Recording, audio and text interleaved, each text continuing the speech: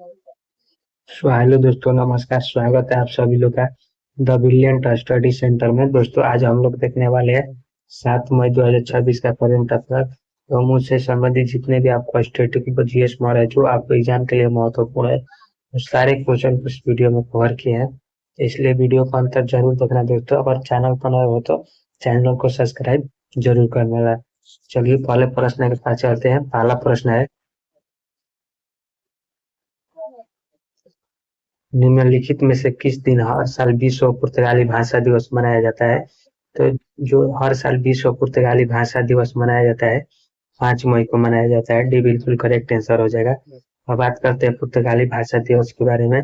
तो यह दिन पुर्तगाली भाषा और उनके संस्कृति को उजागर करने के लिए हर साल जो होता है पुर्तगाली भाषा दिवस मनाया जाता है।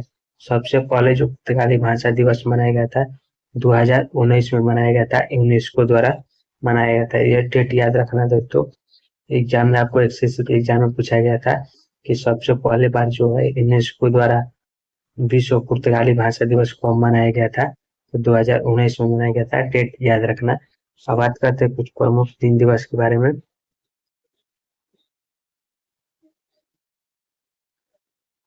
अंतर्राष्ट्रीय मजदूर दिवस 1 मई को मनाया गया।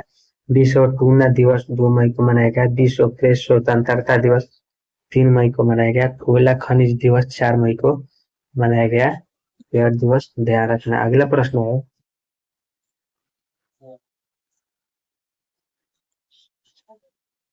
हाल ही में किसे राष्ट्रीय कंपनी विधि अधिकरण का अध्यक्ष नियुक्त किया गया है? जो हाल ही में राष्ट्रीय कंपनी विधि अधिकरण का अध्यक्ष नियुक्त किया गया है, वह अनुपिंदर सिंह अग्रवाल को किया गया है। अनुपिंदर सिंह अग्रवाल सी बिल्कुल करेक्ट आंसर हो जाएगा। अब बात करते हैं कुछ जो पद पर नियुक्त किया व्यक्ति हाल ही में जो आपको एग्जाम के लिए महत्वपूर्ण रहा है। तो अशोक लाहिड़ी को नीति आयोग का उपाध्यक्ष नियुक्त किया गया है। अजित कुमार मोहंती को परमाणु ऊर्जा आयोग का अध्यक्ष नियुक्त किया गया है। कृष्ण कुमार सिंह को सेल का अध्यक्ष और प्रतिबंधक निदेशक नियुक्त किया गया है। अनंत गोयनाका को फिक्की का अध्यक्ष नियुक्त किया गया है। और निर्मला कुमार मिंटा को एसोचैम का अध्यक्ष नियुक्त किया गया है। तो यह ध्यान रखना। यह जो है ना नियुक्त पद पर हाल ही में नियुक्त हुए पद पर व्यक्ति है जो आपको एग्जाम के लिए बहुत महत्वपूर्ण है। यहाँ से आपको एग्जाम में प्रश्न बनने वाला है, तो इसको ध्यान रखना। अगला प्रश्न है,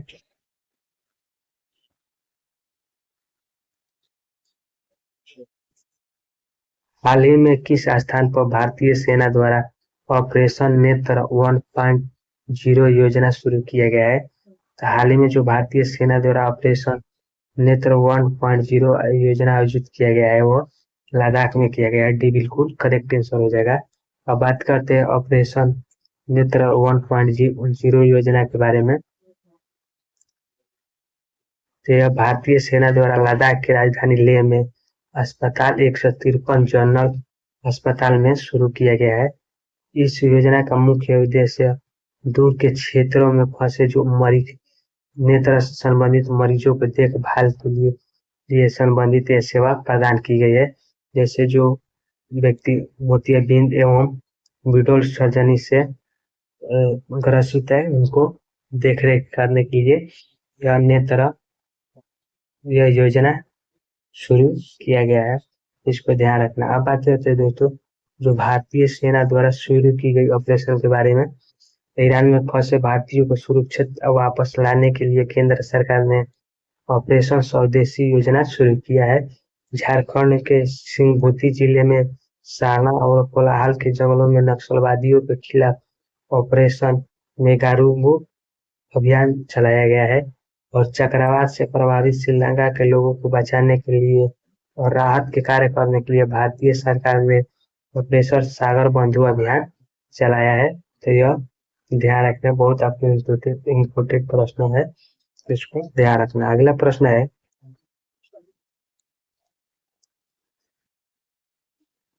हाल ही में किस राज्य में भारत का पहला ग्रीन मेथेनॉल प्लांट स्थापित किया गया है? हाल ही में जो भारत का पहला ग्रीन मेथेनॉल प्लांट स्थापित किया गया है गुजरात में किया गया है। सी बिल्कुल करेक्ट आंसर हो जाएगा। अगला प्रश्न है,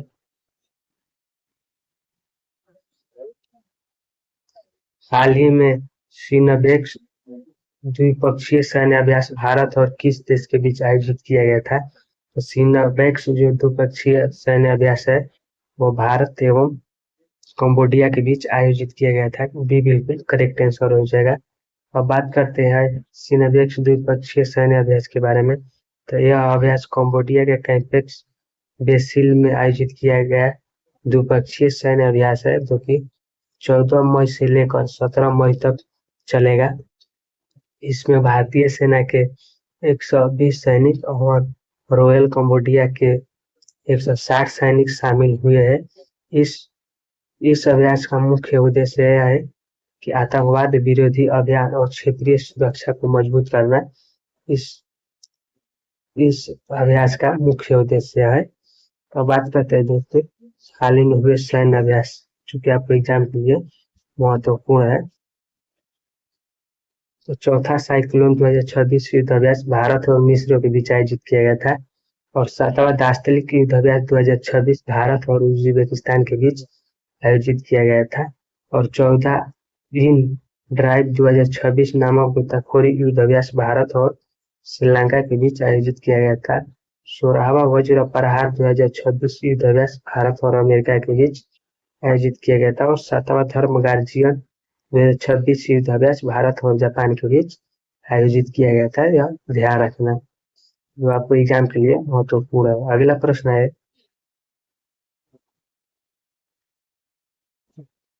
हाल ही में किस देश ने दुनिया का पहला ऑक्टोसार उपग्रह लॉन्च किया है?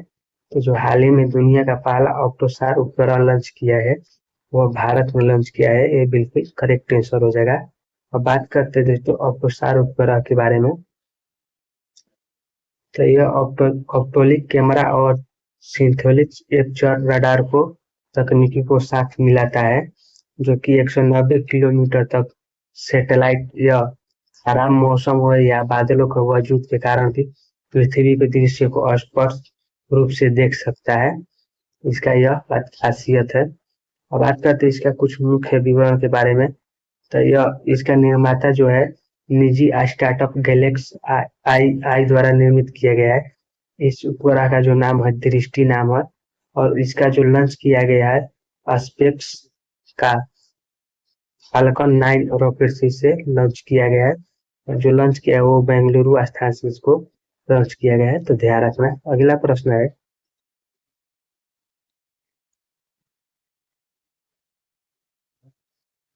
हाल ही में किसे नीति आयोग का पहली महिला पूर्णकालिक सदस्य नियुक्त किया गया है? जो हाल ही में नीति आयोग का पहली महिला पूर्णकालिक सदस्य नियुक्त किया गया है वो डॉक्टर जोराम अनिया को नियुक्त किया गया है। डी बिल्कुल करेक्ट आंसर हो जाएगा। अब बात करते हैं दोस्तों नीति आयोग के बारे में, जो आपको एग्जाम से यहाँ से प्रश्न हर बार पूछे जाते हैं। तो नीति आयोग यह एक गैर संवैधानिक निकाय है। इसकी स्थापना 1 जनवरी 2015 को योजना आयोग की जगह पर हुआ था। दोस्तों बता दें कि नीति आयोग जो पहले था ना योजना आयोग था, लेकिन बाद में जो प्रधानमंत्री नरेंद्र मोदी की सरकार बनी 2014 में, तब इसका नाम बदलकर 1 जनवरी 2015 को नीति आयोग कर दिया गया। तो इसका अध्यक्ष जो है प्रधानमंत्री होते हैं। तो अभी जो अध्यक्ष है वो नरेंद्र मोदी है और उपाध्यक्ष जो है अशोक लाहिड़ी है। और इसका सीईओ जो हाल ही में नियुक्त किया गया है वो निधि छिबर को नियुक्त किया गया है। तो यह सारा बात ध्यान रखना। यहाँ से प्रश्न एग्जाम में आपको बार बार रिपीट होते रहता है। एक बार मैं और रिपीट कर देता हूँ कि यह गैर संवैधानिक निकाय है। कई बार एग्जाम में पूछा गया है। और इसका डेट भी याद रखना और किसके जगह पर किया गया स्थापना। तो यह 1 जनवरी 2015 को उसकी स्थापना किया गया है योजना आयोग की जगह पर। बात करें योजना आयोग का स्थापना कब हुआ था, तो 1951 एवं 52 के बीच में इसकी स्थापना हुआ था। ध्यान रखना ये भी कई बार आपको एग्जाम में पूछा गया है। और अध्यक्ष इसका हर बार प्रधानमंत्री ही होता है। तो इस बार अध्यक्ष नरेंद्र मोदी है और उपाध्यक्ष अशोक लाहिड़ी है और सीईओ निधि छिबर को नियुक्त किया गया है। ध्यान रखना ये हाल ही में पद पर नियुक्त किए है दोनों पद। तो इसे ध्यान रखना। अगला प्रश्न है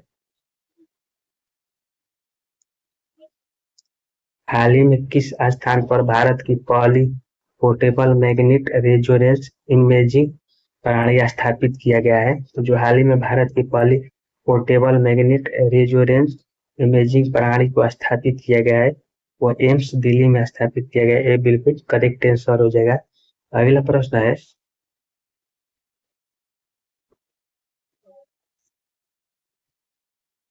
हाल ही में किससे चीन को हराकर 31वें उबेर कप 2026 का खिताब जीता है? तो जो हाल ही में चीन को हराकर 31वें उबेर कप 2026 का खिताब जीता है, वह दक्षिण कोरिया ने जीता है। डी बिल्कुल करेक्ट आंसर हो जाएगा।